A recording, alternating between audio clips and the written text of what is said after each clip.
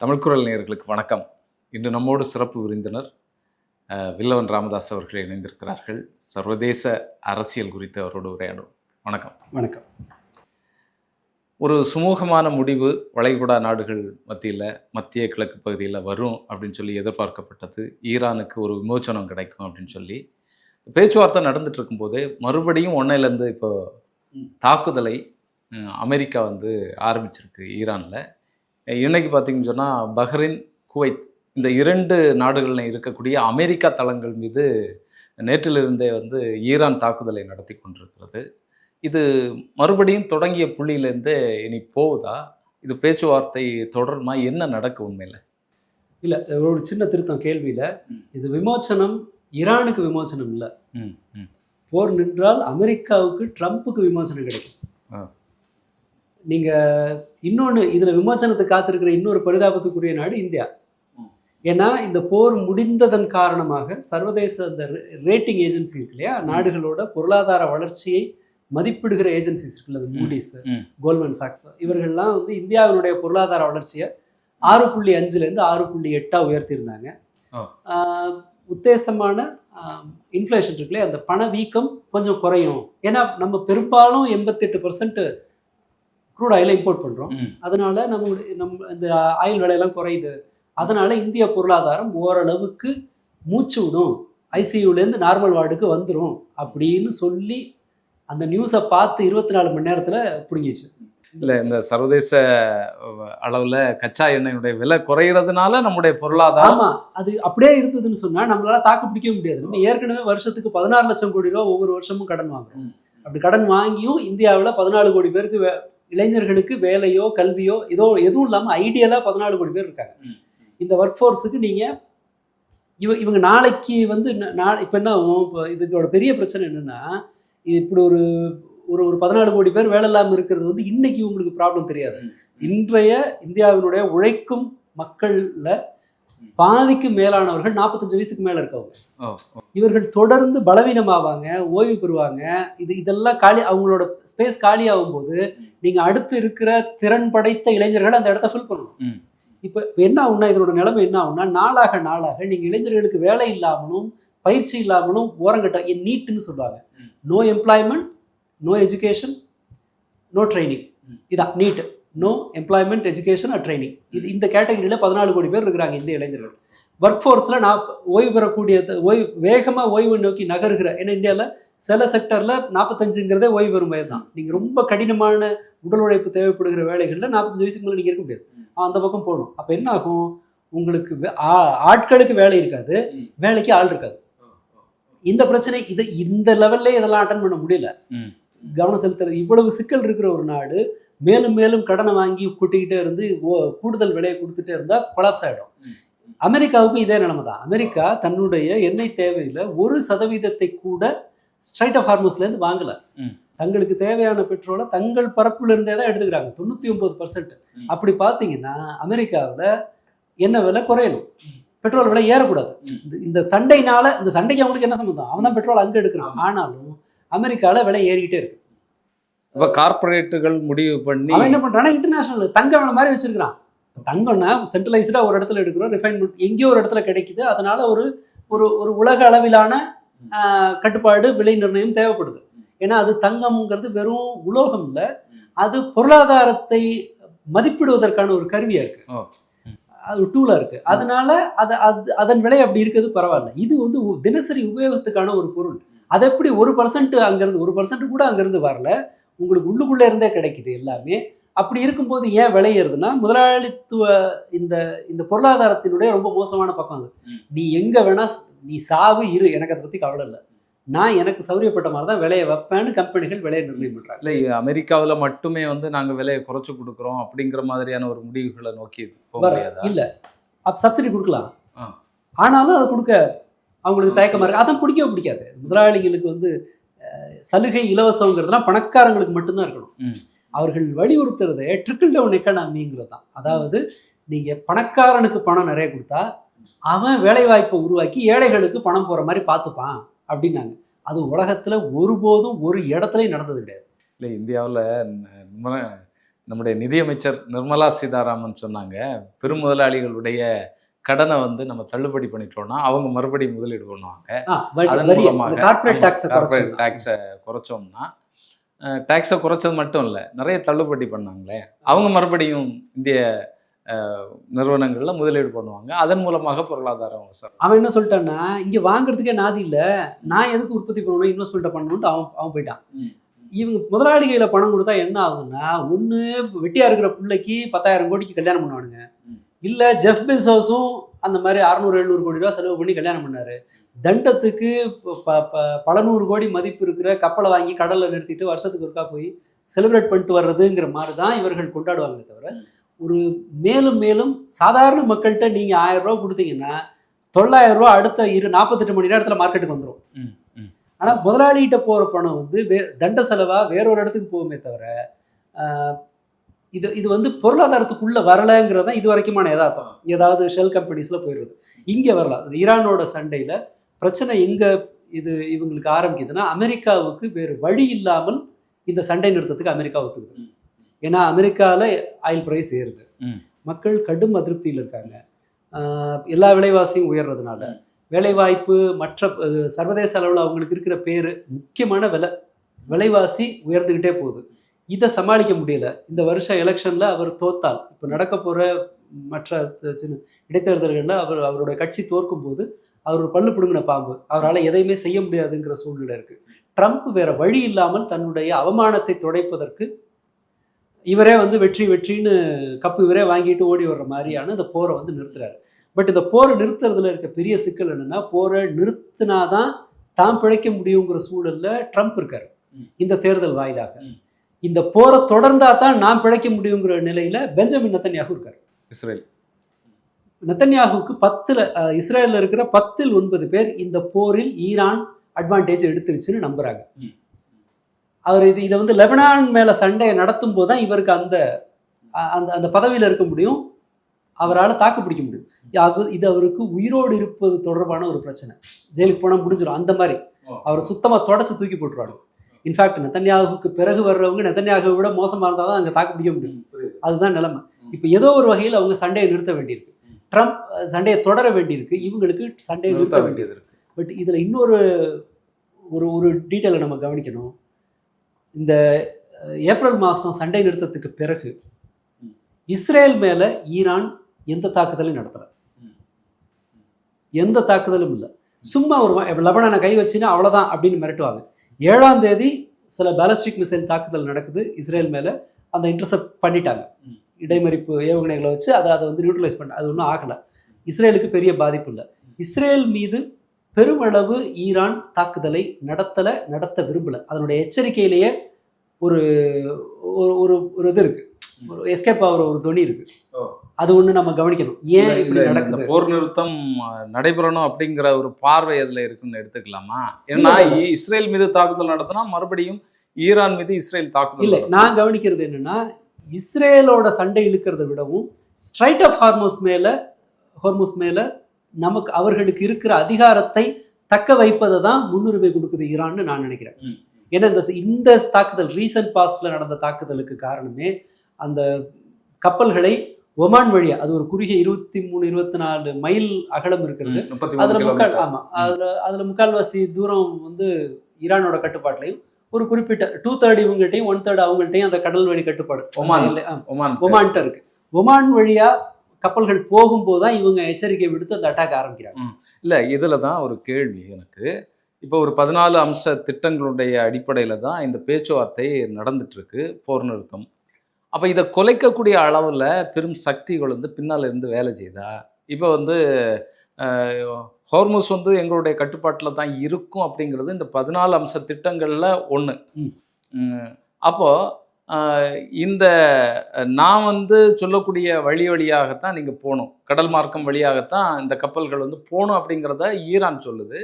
ஆனால் இல்லை, நம்ம ஒரு தனி மார்க்கம் வந்து தயாரிக்கிறோம், அந்த மார்க்கம் வழியாக நீங்கள் போங்க காட்டுறோம் அப்படின்னு சொல்லி ஐஎம்ஓ, சர்வதேச கடல் முகமையா, அது ஐஎம்ஓ இன்டர்நேஷ்னல் மேரிடைம் ஆர்கனைசேஷன் சொல்லி அந்த அமைப்பு ஐநா சபைக்கு கீழே இருக்கிறது. இந்த கடல்சார் பயணங்களை ஒழுங்குபடுத்துறது, கப்பல் போக்குவரத்து எல்லாம் ஒழுங்குபடுத்துறது. இப்ப அவங்க வந்து இத சொல்லி இந்த வழியாகத்தான் நீங்க போணும்னு சொல்றாங்க. இதுவே வந்து ஈரானுடைய பிடியிலிருந்து ஹார்மோஸ வந்து கைப்பற்றுறதுக்கான, இல்லன்னா விடுவிக்கிறதுக்கான ஒரு விஷயம்னு சொல்லி பார்க்க முடியுது. அப்போ இத குலைக்கிறதுக்கான வேலை வந்து அங்கேருந்தே நடக்குதான்னு ஆமா, அது நடக்கும் தான். அவங்க ஏதோ ஒரு வகையில ஈரானினுடைய பிடியில உலகின் 1/5 எண்ணெய் கப்பல்கள் வர்றத எப்படி அமெரிக்கா விரும்பும்? இந்த மாதிரியான ஐநா சபை மாதிரியான இது எல்லாமே ஆர்கனைசேஷன் எல்லாத்துக்கும் பெருமளவு ஃபண்ட் பண்றது அமெரிக்கா தான். அவங்க அமெரிக்கா பக்கம் தான் இருப்பாங்க. ஐரோப்பிய நாடுகளும் விரும்பாமலும் அமெரிக்காவை கொஞ்சம் அண்டி இருந்து அவங்க சிஸ்டமே அப்படிதான் இருக்கு. அவங்க விரும்புறாங்க விரும்பலைங்கிறதெல்லாம் பிரச்சனை. அவங்க சிஸ்டமேட்டிக்கா இவர்களை டிபெண்ட் பண்ணியிருக்காங்க.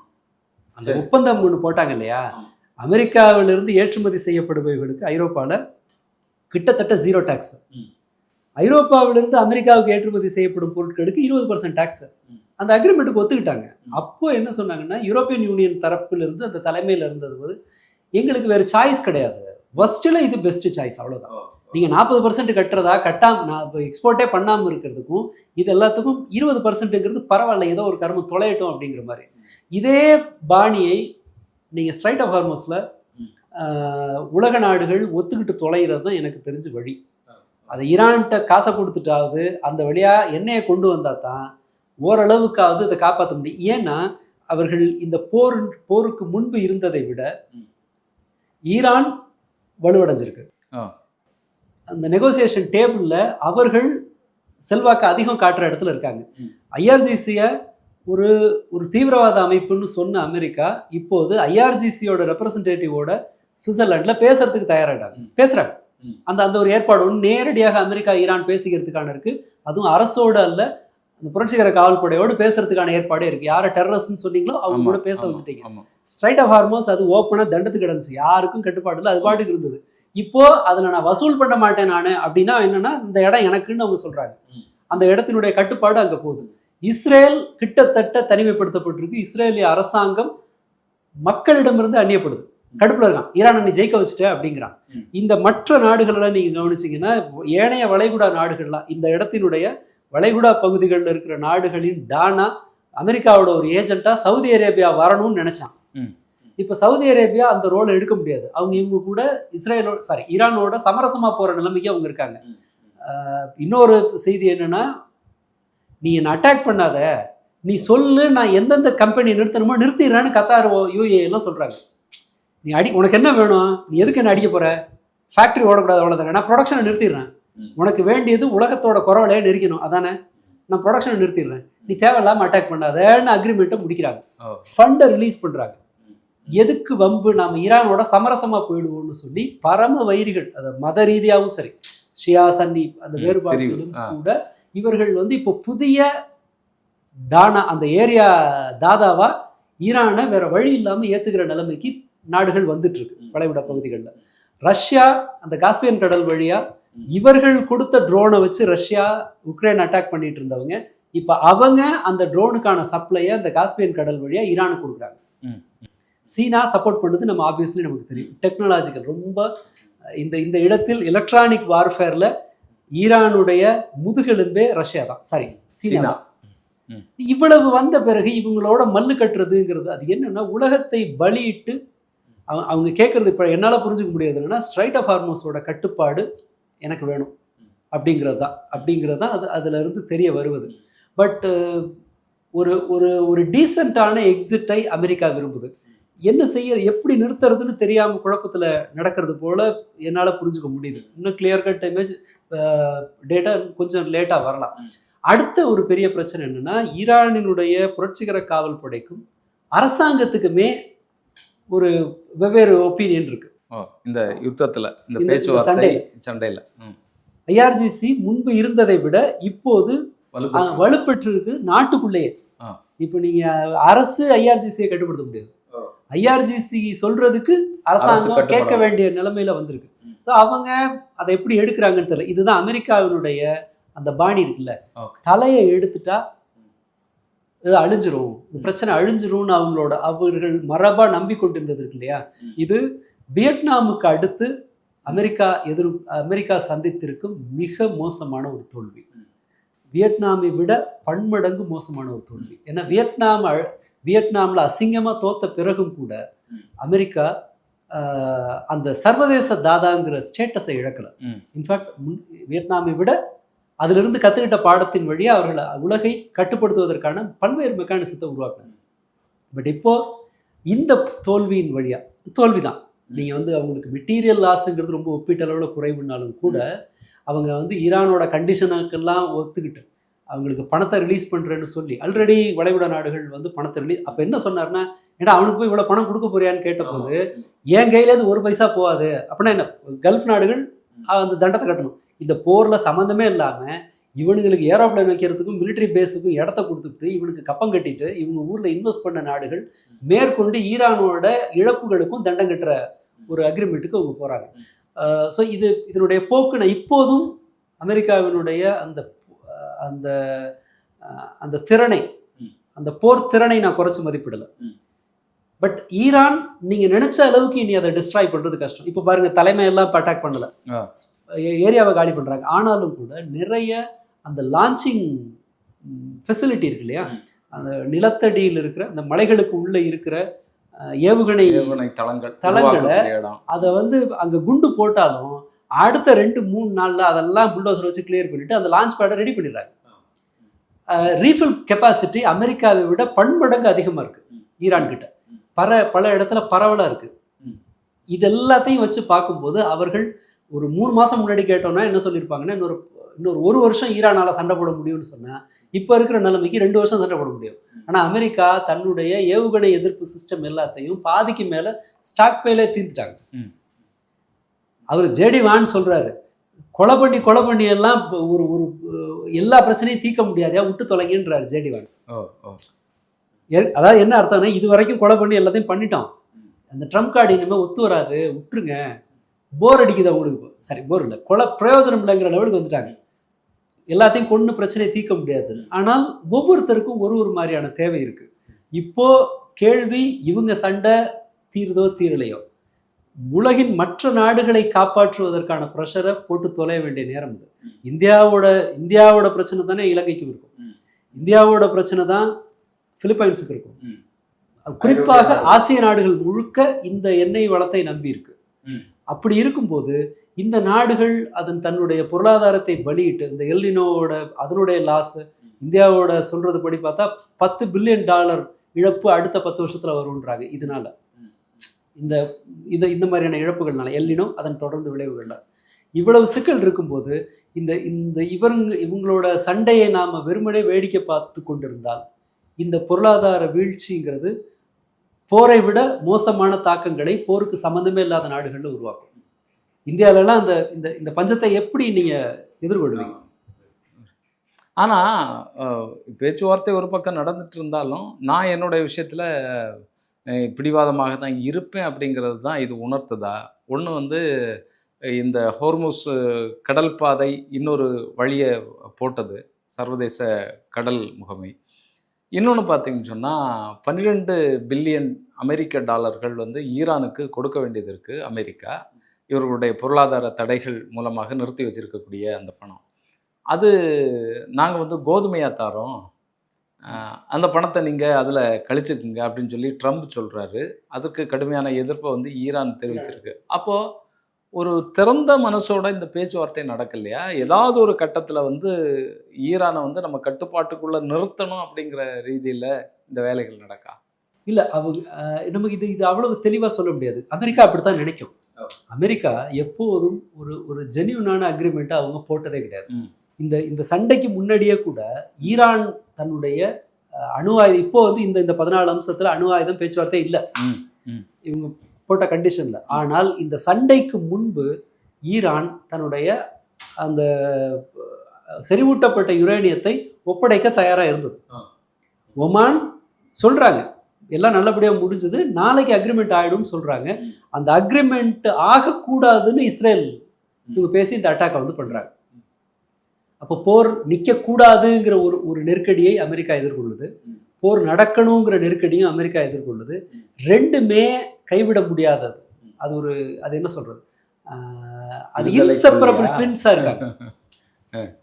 இன்செப்பரபிள் ட்வின்ஸாக இருக்குது, நிறுத்தியே ஆகணும், அதையும் நீங்கள் புறந்தள்ள முடியாது. இதுக்கு இரண்டுக்கும் இடையிலான ஒரு தீர்வை அமெரிக்காவால் எட்ட முடியலை. ஸோ இந்த எக்கனாமியை கொஞ்சம் மூச்சு விடுறால வச்சுட்டு, தெளிய வச்சு அடிக்கிற மாதிரி மூச்சு விட வச்சுட்டு அக்ரிமெண்ட்டை வந்துட்டு பொருளாதாரத்தை திரும்ப ஓரளவு வழக்கமான பண்ணி அந்த ரேட்டிங் ஏஜென்சி எல்லாம் அந்த பொருளாதாரம் திரும்ப நல்லா இருக்கும்னு ஒரு ஃபோர்காஸ்ட்டை சொன்ன பிறகு இப்போ என்ன பண்ணுறாங்கன்னா, இந்த இந்த 2 பார்ட்னர் வச்சுட்டு அல்லாடுற மாதிரி தான். ஒரு பார்ட்னர் சொன்னதுக்காக அவங்களுக்கு சொன்னதை செஞ்சுட்டு இப்போ அவங்க இன்னொன்று கோச்சுக்குதுங்கிறதுனால இந்த பக்கம் வந்து இவங்களுக்கு செஞ்சுட்டுன்னு சொல்லி இப்படி அல்லாடிட்டு இருக்காரு ட்ரம்ப்புங்கிற மாதிரி தெரியுது. பட் இதனோட லூசர் யாருன்னா, இப்போ ஈரான் நிரூபிச்சிருச்சு, இந்த சண்டையில் நாங்கள் எதை லூஸ் பண்ணாலும் நாங்கள் தாக்குப்பிடிப்போம்னு நிரூபிச்சிட்டாங்க. இன்ஃபேக்ட் இன்னொரு பியூட்டி என்னன்னாங்க, அங்கே ரியல் எஸ்டேட் மதிப்பு உயர்ந்திருக்கு ஈரானில். Okay okay. அப்படின்னா நிலத்தில் மக்கள் முதலீடு போடுறாங்க, ஃபண்ட் அங்கே வருதுன்னு சொன்னால் அந்த நம்பிக்கை இருக்குன்னு அர்த்தம். ரியல் எஸ்டேட் விலை ஏறுதுன்னா எதிர்காலத்தின் மீது நம்பிக்கை இருக்குன்னு அர்த்தம். அமெரிக்கா தான் சிக்கல் இருக்கு. அவங்களோட நாட்டு மக்கள் வந்து அவர் மீதான நம்பகத்தன்மை குறைஞ்சிருக்கு. அமெரிக்கா சிக்கல்ல இருக்கே தவிர ஈரான்ல வந்து அந்த நம்பிக்கை, எதிர்காலம் குறித்த நம்பிக்கை அதிகரிச்சிருக்கு. அவங்க ஒரு விக்டரியை பார்த்துட்டாங்கன்றதுனால அவன் இன்னும் முரட்டுத்தனமா ஃபைட் பண்ணுவான். வேற இஸ்ரேல் சொந்த நாட்டு மக்களே கடுப்புல இருக்காங்க கவர்மெண்ட் மேல, இந்த ஈரானை ஜெயிக்க வச்சுட்டோம் அப்படிங்கிறதுல இருக்காங்க. இன்னொன்று தன்னுடைய நட்புகளை, இஸ்ரேல் தான் ஒரு பரிதாபத்துக்குரிய ஒரு நாடு. எல்லா சண்டையிலையும் ஜெயிச்சு அவன் நிறைய இழந்துட்டு இருக்கான். பொருளாதார ரீதியாகவும் சரி, நம்பகத்தன்மை ரீதியாகவும் சரி. இப்போ நீங்கள் கல்ஃபில் இருக்க நாடுகளுக்கு தன்னை ஒரு முதலாளி மாதிரி ஆயிடணும்னு நினச்சி தானே அது எல்லாத்தையும் வேலையை ஆரம்பித்தாங்க. இப்போ அதை மெயின்டைன் பண்ண முடியலையே. இப்போ நான் தனி ட்ராக்கை போடுறேன், ஸ்ட்ரெயிட் ஆஃப் ஹார்மூஸுக்கு பதிலாக நான் வேற ஒரு வழியாக நான் எண்ணெயை கொண்டு வரேன், அப்படி இப்படின்றதெல்லாம் பண்ணி பார்த்தாங்க, ஒன்றும் ஆகலை. அண்ட் நாட்டிலேருந்து வெளியில் போகிற மக்கள், வெளியில் போகிறது எண்ணிக்கை அதிகரிச்சிருக்கு, அங்கேருந்து அவங்களோட வர்த்தகம் பாதிக்கப்பட்டிருக்கு. இது மாதிரியான பல்வேறு ஒரு கோடி பேர் கூட இல்லாத ஒரு ஊர் தானே அது. அமெரிக்கா சப்ளைன்னு ஒன்று இல்லைன்னு சொன்னால் இஸ்ரேல் அங்கே தாக்கு பிடிக்கிறது ரொம்ப கஷ்டம். ஏன்னா அவன் ஒருத்தன் தான் சுற்றி வட்டாரத்தில் வெறும் எதிரிகளே வச்சுட்டு இருக்கான். இஸ்ரேலுக்கு இன்னொரு வகையில் பார்த்தோம்னா இஸ்ரேல் ஒரு சபிக்கப்பட்ட இடமா தான் இனிமேயும் இருக்கும். ஏன்னா சுற்று வட்டாரத்தில் இருக்கிற ஒட்டுமொத்த இஸ்லாமியர்களும் ஒருவேளை நீங்கள் இஸ்ரேலோட இணங்கி போனாலும் அங்கே இருக்கிற மக்கள் வெறுப்பாவாங்க அவனோட ஏன்னா இஸ்லாமோபியா தான் அவனோட அடிப்படை. இது இஸ்ரேலோட அது தன்னை உயிர்ப்பிச்சுக்கிறதுக்கே இஸ்லாமோபியா தான் நம்பிட்டு இருக்கு. அப்போ இஸ்லாமியர்கள் மீதான வெறுப்பை சப்ளை பண்ணிக்கிட்டு நீங்கள் கல்ஃபுக்கு நடுவில் நீங்கள் பாதுகாப்பாக இருக்கிறதுங்கிறது எவ்வளோ சாத்தியம்? டெக்னாலஜியை வச்சு என்ன பண்ணுவீங்க? அமெரிக்கா சொல்கிறான், வெளிப்படையாக சொல்கிறான், நீ உன்னை காப்பாற்றின 3/2 பங்கு இன்டர்செப்டர் மிசைல்ஸ் வந்து என்னோடதுன்றான். அமெரிக்க மக்கள் தங்களுடைய வரிப்பணத்தில் செஞ்ச இன்டர்செப்டரை வச்சு தாண்டா நீ உயிரோட இருக்கேன்றாரு ஜேடி வான்ஸ். இது குறித்து ஆனால் பெருசாக இந்த சண்டையை இந்த நிச்சயமற்ற நிலைமையை நீடிப்பது என்பது, அதுவும் குறிப்பாக அவங்க வர்த்தக கப்பல்களை தாக்குவதுங்கிறது என்னன்னா, அது அமெரிக்காவுக்கு எதிரானது இல்லை. உலகத்தின் கழுத்துல கத்திய வச்சு அமெரிக்காவை பணிய வைக்க ஈரான் முயற்சி பண்ணுது. நம்ம ஈரானை குறை சொல்ல முடியாது, ஏன்னா அமெரிக்கா அப்படிதான் செஞ்சது. நீங்கள் வெனிசுவேலாவை பணிய வைக்கிறதுக்கு நீங்கள் ட்ரெயின்டு ஃபோர்ஸ் அனுப்பி அவங்களோட பிரசிடெண்ட்டை ஒன்றால் தூக்கிட்டு, வெறும் அங்கே இருக்கிற ஆயிலை திருடுறதுக்காக ஒன்றால் அந்த பிரசிடெண்ட்டை தூக்க முடியும்னா நீங்கள் நம்ம போய் ஈரான்கிட்ட நியாய தர்மம்லாம் பேச முடியாது. ஏன்னா எந்த இதுவும் இல்லாமல் அவங்களோட சொத்துக்களை முடக்கி அதை இதே போல் பல பஞ்சத்தில் இவங்களுக்கு இணக்கமாக போய் அதுலேருந்து தான் ஈரான் கற்றுக்குது. இவங்களோட அட்ஜஸ்ட் பண்ணி போன தலைவர்கள் எல்லாரும் அமெரிக்காவை எதிர்த்தவரை கடாஃபிக்கு பெரிய பிரச்சனை இல்லை, அவர் உயிரோட சர்வே ஆகிட்டு தான் இருந்தார். இவங்க கூட காம்ப்ரமைஸ் வந்த பிறகு தான் அவர் அழிஞ்சார். அதுக்கப்புறம் தானே கடாஃபியும் சதாம் ஹுசைனையும் கொண்ட பிறகு தான் தன்னுடைய இந்த தலையை வெட்டுற இவங்களோட அந்த அரசியலுக்கு எதிரான இந்த மொசைக் ஃபார்முலாவை ஈரான் கையில் எடுக்குது. அது சக்சீடும் ஆயிடுச்சு. ஆனஹோல் இதில் நாம் ரியல் லூசர் நாம தான். ஏன்னா அமெரிக்கா தாங்காசப்பட போகிறதில்ல, இஸ்ரேலுக்கு அமெரிக்கா காசு இருக்குது, அமெரிக்கா மற்ற நாடுகளை திருட போகுது. இப்போ மற்ற நாடுகளை அழிவின் விளிம்பில் தள்ளி இவங்க இந்த சண்டையை நடத்துகிறாங்கன்னு தான் நம்ம பார்க்கணும். இதில் நம்மளை காப்பாற்றிக்கிறதுக்காக பேச வேண்டிய நேரம் இது. இந்தியா மற்ற நாடுகள், இந்தியா மாதிரியான அப்படிதான். மற்றபடி இது எப்படி முடியும் நமக்கு தெரியாது. இது எல்லா சமயத்திலும் நிறுத்துவாங்க ஆரம்பிப்பாங்க. இவங்க போரில் டேஸ்ட் பார்த்துட்ட மாதிரி தெரியுது. அது ஒரு விளையாட்டு மாதிரி இவங்களுக்கு வந்து அது சலிச்சு போகிற இல்லை இதனுடைய பின்னணி ஒன்று இருக்கும்ல. இது ஒரு ஒரு வலு இருக்கும்ல, பின்னால சில காரணங்கள் இல்லாம சும்மா அடிக்க மாட்டாங்கல்ல. இப்போ இந்த பேச்சுவார்த்தை சுமூகமாக முடிஞ்சா கூட, இப்ப ஈரான் தரப்பு சொல்லக்கூடியது, இந்த பிராந்தியம் முழுவதுமாக இந்த போர் வந்து நிப்பாட்டப்படணும். குறிப்பாக லெபனான்ல, லெபனான். காசாவுலலாம் இஸ்ரேல் அடிக்கிறதெல்லாம் ஒட்டுமொத்தமாக நிக்கணும் அப்படிங்கிறது ஈரான் தரப்பு வாதமாக இருக்கிறது. அந்த அம்சங்கள்ல இதுவும் ஒண்ணு. ஒரு பகுதி. ஒரு பகுதி. அப்போ பேச்சுவார்த்தையில ஒரு ஒப்பந்தம் ஏற்படக்கூடிய சூழல்ல, ஈரான் மறுபடியும் வந்து லெபனான் மீதோ, காசா மீதோ அடிச்சிட்டு இருந்தா, மீண்டும் வந்து யுத்தம் ஆனா ஆரம்பிக்கிறதுக்கான பிரச்சனை என்னன்னா, அவன் டெக்னிக்கலா என்ன கிளைம் பண்றான்னா, அமெரிக்காவோட ஒப்பந்தம் அது. இது அமெரிக்காவுக்கும் ஈரானுக்குமான ஒப்பந்தம். இது எங்களை கட்டுப்படுத்தாதுங்கிறாங்க. ம், ம், அவங்க சொல்றது, அவனை இவ்வளவு திமிரா வளர்த்து விட்டதோட விளைவு அது. ம், அங்கதான் சிக்கல். இப்ப டெக்னிக்கலா நீங்க எப்படி அதை மறுப்பீங்க? ம், சண்டை உனக்கும் அவனுக்கும். ம். அதாவது இஸ்ரேல் ஆரம்பிச்ச சண்டைய டேக் ஓவர் பண்ணது அமெரிக்கா. அமெரிக்கா. இப்ப அது உங்க 2 பேருக்குமான சண்டை. நாங்க வந்தா கேங் வார் ஆயிடும். அவன் எஸ்கேப் அவன் சைட்ல ஒதுங்குறான். ம். இதை இதை எனக்கு என்கிட்ட பொதுவா என்னன்னா, நியாயம் என்ன? நீங்க இந்த இந்த இந்த ஒப்பந்தம் வந்துருச்சுன்னு சொன்னா ஈரான் இஸ்ரேலை தான் அடிக்கணும். ம், இஸ்ரேல் அடிக்கும்போது நீ வராத துணைக்குன்னு வேணா அமெரிக்காட்ட அக்ரிமெண்ட் போடலாம். ம். இதுல ஈரானை தான் நம்ம புரியுது, கேட்கணும். புரியுது, புரியுது. மற்ற நாடுகள் ஈரான்ட்ட இதையும் கேட்கலாம். ம். கொமேனியோட இதுக்கு அயத்துல்லாவோட இறுதி சடங்குக்கு போறாங்களே, அப்போ போய் இதை சொல்லலாம். ம். எப்பா நீ வேணா அக்ரிமெண்ட்டை மாத்தி போட. அவன் தான் சொல்றான்ல, அமெரிக்காவோட ஒப்பந்தம் என்ன கட்டுப்படுத்தாதுங்கிறான். ம். அப்போ நான் இஸ்ரேலை நான் பாத்துக்கிறேன், ஆமா, இஸ்ரேலை நான் பாத்துக்கிறேன், இஸ்ரேலுக்கு நீ சப்போர்ட் பண்ணாத. ஆமா.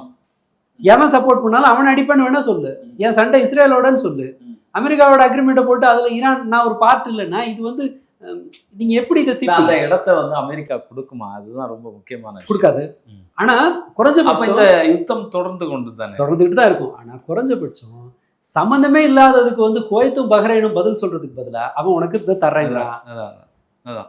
அவங்க வந்து கூடுமான வரைக்கும் இது வேணாண்டா, அந்த சனியை விட்டு தொலை போங்கிற லெவலுக்கு அவன் வந்திருக்கான். அவன் பொருளாதாரம் போகுதுங்கும் போது நான் என்ன கேட்கிறேன்னா, இஸ்ரேலை சொகுசா பகுமானமா வச்சுக்கிட்டு இங்க இருக்கிறவங்க கூட சண்டை போட்டு என்ன ஆக போகுது? ம், ம். புரியுது. அவன் திமிர அடக்கணும்னா இதான வாய்ப்பு. ம், இப்ப அமெரிக்காட்ட அந்த அக்ரிமெண்ட் போடலாம்ல. ம், ம். மேபி உங்களுக்கு தோன்றது அது. அதுல இருக்கிற இந்த இந்த போரியல் பிரச்சனைகள் வந்து என்ன நமக்கு தெரியாது. தெரியல. ஆனா சிக்கல் என்னன்னா, ஆ. இஸ்ரேலை தூக்கி வச்சு கொஞ்சின நாடுகள் இதுக்கு பதில் சொல்லட்டும். அந்த மாதிரி ஒரு ஸ்டெப் எடுக்கணும். ஏன்னா இவங்களுக்கு இஸ்ரேலை போய் தாக்குற அளவுக்கான ஏவுகணை வலிமை இருக்கு. ம்.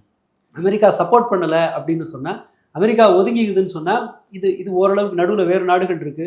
இது என்னதான் ஆகுதுன்னு பார்க்கலாம்ல. அட்லீஸ்ட் எங்கேயோ யாரோ சம்மந்தமே இல்லாத பனாமா கப்பலும் சிங்கப்பூர் கப்பலும் இதற்கான விலையை கொடுக்கறதுக்கு புரியுது. இஸ்ரேல் கொடுத்து தொலையட்டுமே. ம், ம். அப்படி நம்ம கேட்கறது குறைஞ்சபட்சம் அந்த அந்த இந்த சண்டையின் திசையாவது மாறட்டும். ம். ஆனா ஈரான் ஏன் அதை செய்யலை, அதை ரொம்ப வலியுறுத்தலைங்கிறது எனக்கு குழப்பமா தான் இருக்கு. அதனால தான் நான் சந்தேகிக்கிறது, அவங்களுக்கு ஸ்ட்ரைட் ஆஃப் ஹார்மஸ் மட்டும் போதும், ஹெஸ்புல்லா வச்சு லெபனானை பார்த்துக்கலாம், அந்த லெவலில் மட்டும் ஈரான் கொஞ்சம் சைடு வாங்குற மாதிரி தெரியுது. இல்லை, ஒருவேளை இந்த பேச்சுவார்த்தை மூலமாக ஒரு சமாதான உடன்படிக்கை ஏற்படக்கூடிய பட்சத்தில் அமெரிக்கா ஈரானோடு இன்னும் நெருங்கக்கூடிய ஒரு சூழல் வரும்போது இதெல்லாம் நிற்கிறதுக்கான வாய்ப்பு, இல்லைன்னா இஸ்ரேலை வந்து ஈரான் அடிக்கும்போது இது உங்களுடைய பிரச்சனை அப்படின்னு சொல்லி அமெரிக்கா வேடிக்கை பார்க்கக்கூடிய ஒரு இடத்துக்கு நகரமா? என்னன்னா நகராது. ஏன்னா அமெரிக்காவினுடைய பொருளாதாரத்தை கட்டுப்படுத்துறவங்க, மீடியாக்களை கட்டுப்படுத்துறவங்க எல்லாமே யூதர்கள்.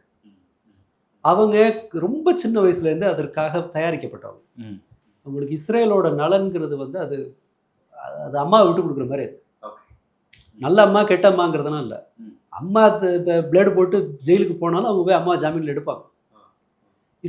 இவங்க வந்து இதோட இல்லை, அமெரிக்காவையே இஸ்ரேலுக்கு ஒரு அடியாள் நாடு மாதிரி அவர்கள் சிஸ்டமேட்டிக்காக வளர்த்தாங்க. அது ஒரு பெரிய ப்ராசஸ். அது வெறுமனே இது மட்டும் இல்லை.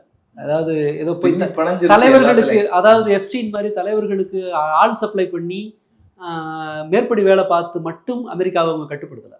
அமெரிக்காவில் பிறக்கிற எல்லா குழந்தைகளும் இஸ்ரேல் மீது ஒரு சாஃப்ட் கார்னர் வர்ற மாதிரி பாடத்திட்டத்தை வடிவமைக்கிற அறிவுஜீவிகள் இஸ்ரேலோட கட்டுப்பாட்டில் இஸ்ரேலால் பயிற்றுவிக்கப்பட்டவர்கள் அல்லது யூதர்கள் இருப்பாங்க. அதில் மீடியாக்கள் நீங்கள் ஜென்ரலாக பார்த்தீங்கன்னா முஸ்லீம் எல்லாம் குண்டு வைக்கிறவன்னு சொல்லி இஸ்லாமோஃபோபியாவை வளர்க்குறது இருக்கும்.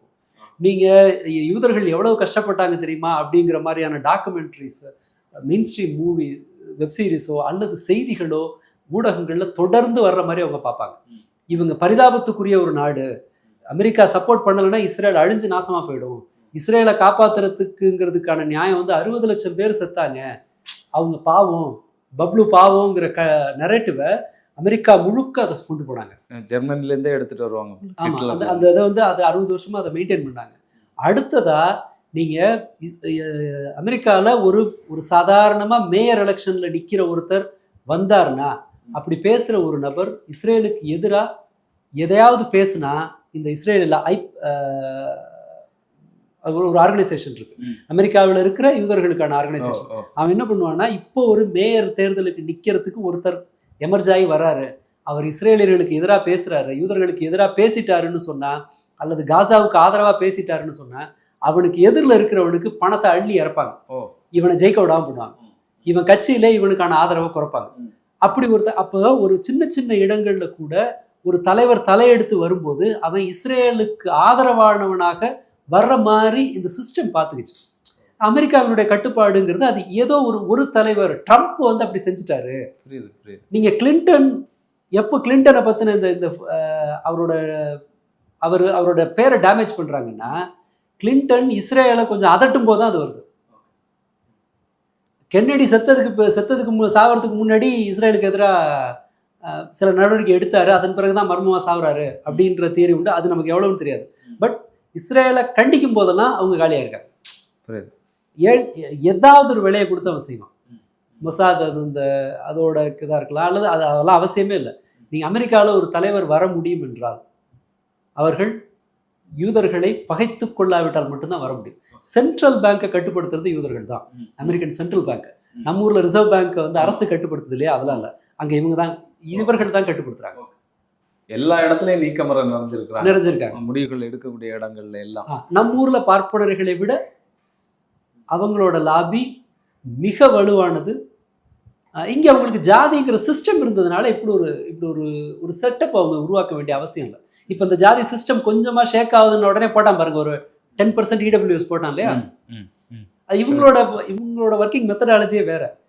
நம்ம பார்ப்பனர்கள் எதுன்னு சொன்னா, நீங்க நல்லா கவனிச்சு பார்த்தீங்கன்னா பேங்க்ல எல்லாம் ஆள் செலக்ட் பண்ணும்போது எல்லா ஜாதிக்காரங்களும் உள்ள வருவாங்க. ஆனா உயர் ஜாதிக்காரர்களுக்கு மட்டும்தான் பெரிய நகரங்கள்ல வேலை கிடைக்கும், மேனேஜர் வேலை கிடைக்கும். பெரிய நகரங்கள்ல மேனேஜர் வேலை கிடைச்சிங்கன்னா தான் நீங்க அடுத்த லெவல் ப்ரமோஷனுக்கு போகலாம். அடுத்த லெவல்ல எல்லாம் நீங்க ப்ரமோஷன் எல்லாமே வந்து இடஒதுக்கீடு செல்லாது. அப்ப நீங்க கவனிச்சு பார்த்தீங்கன்னா வங்கி வேலைகள்ல, இந்த மாதிரி அரசு நிறுவன வேலைகள்ல கீழ் லெவல் நிர்வாகிகள் வந்து எல்லா ஜாதியும் இருப்பாங்க. அதை தாண்டி மேல போக போக தாழ்த்தப்பட்டவர்கள், பிற்படுத்தப்பட்டவர்கள் அப்படியே ஒதுக்கிட்டே வந்துட்டு கடைசியா இவங்க வந்து நிற்பாங்க. இவங்களோட சிஸ்டமே வேற, ஜூயிஷோட சிஸ்டமே வேற. இதுல இருந்து தான் நாம் அதை புரிஞ்சுக்கணும். ஸோ அமெரிக்கா வந்து அது ஒரு கொஞ்சம் அவங்கள அறியாம மாட்டிக்கிட்ட ட்ராப். அது அவ்வளவு சுலபத்தில் அது வெளியில வர முடியாது. ரெண்டுக்குமே நிறைய ஒப்புமை இருக்கு. இங்க இருக்கக்கூடிய இந்துத்துவாவுக்கும் இஸ்லாம் இந்த யூதலாபிக்கும், ஆமா, யூதலாபிக்கும் ஒரு நெருங்கிய ஒரு தொடர்பு இருக்கு. இல்லைன்னா மாறி மாறி கத்துக்கிடுறாங்க அப்படிங்கிறது கூட நம்ம தெரிஞ்சுக்கலாம் போல் இருக்கு அதுல இருந்து. ஆனா பார்ப்பன லாபி ஒரு நல்ல விஷயம் என்னன்னா, பார்ப்பன லாபி தன்னுடைய அதிகாரத்தை இழப்பதற்கு முன்னால் யூத லாபி இழக்கிறதுக்கான வாய்ப்பு உண்டு. அதற்கான அறிகுறிகள் தெரியுது உலக அளவில். அமெரிக்காவுக்குள்ளேயே கூட அந்த கல்லூரிகளுக்கு ஃபண்டு பண்றதெல்லாம் யூத நிறுவனங்கள். ஆனா கல்லூரி மாணவர்கள் வந்து பலஸ்தீனுக்காக நின்னாங்கல்ல, காசாவுக்காக நின்னாங்கல்ல. இவங்க ஜோரான் மம்தானி வரக்கூடாதுன்னு நினைச்சாங்க, மம்தானி வந்தாங்க. இப்போ மம்தானி ஒரு அடுத்த ஒரு ப்ராமிசிங் லீடரா உருவாயிட்டு இருக்காரு. அப்படின்னா என்ன அர்த்தம்னா, நீ என்னதான் இறக்குனாலும் கூட அதை தாக்கு பிடிக்காத ஒரு எல்லைக்கு அமெரிக்கா அதுல இருந்து வெளியில அமெரிக்க மக்கள் வந்து சுதாரிக்கிறாங்க அப்படின்னு நம்ம வச்சுக்கலாம். அதே போல சில தீவிர யூத அமைப்புகளே கூட அவங்களுக்கு எதிராக இந்த போருக்கு எதிராக பேசுறாங்க அமெரிக்காவில். பலர் வந்து வெளிப்படையா பேசி, ஒரு வீடியோ கூட நீங்க பார்த்துருக்கலாம், நீ ஒரு யூதனா இருந்துகிட்டு இஸ்ரேலுக்கு எதிராக பேசுற, நீ நாசமா போயிடுன்னு ரொம்ப சாபம் விட்டுட்டு இருந்துச்சு. அவங்களுக்கு அந்த தொப்பி அந்த சுருட்ட முடியோட போராடுறாங்க இஸ்ரேலுக்கு எதிராக யூதர்கள், அமெரிக்காவில் நியூயார்க்ல இருக்க யூதர்கள். இன்னொரு யூத பெண் அதால நம்ப முடியல, அட நாசமா போறவனே நீ என்னடா இஸ்ரேலுக்கு எதிராக பேசுறாங்க. ஸோ ஓரளவு இதுக்கு முன்னாடி அது தன் பொலிவை இழந்துரும்னு தான் நான் நம்புறேன். நம்பிதானே ஆகணும். நம்ம அந்த சிந்தனைகள்ல வளர்க்கப்பட்டவங்க, அதனால நமக்கு ரைட், அந்த ஹோப் இல்லைன்னா நம்ம அடுத்த நாளை நகர்த்த முடியாது. நிச்சயமா. எல்லாமே நாசமா போகுதுன்னா அப்புறம் என்ன இருக்கும்? அதனால ரைட், இது சம்திங் நம்பிக்கை ஊட்டக்கூடிய விஷயங்களை நம்ம பார்த்துக்க வேண்டியிருக்குல்ல. அதுக்காக நிச்சயமா. ரொம்ப சுவாரஸ்யமான ஒரு உரை தான் உங்களுடைய பார்வை. சர்வதேச அளவில் என்ன நடந்துட்டு இருக்கு அப்படிங்கிறது பேசணும். தொடர்ந்து பேசுவோம். உங்களுடைய நேரத்திற்கும் கருத்திற்கும் நன்றி. நன்றி.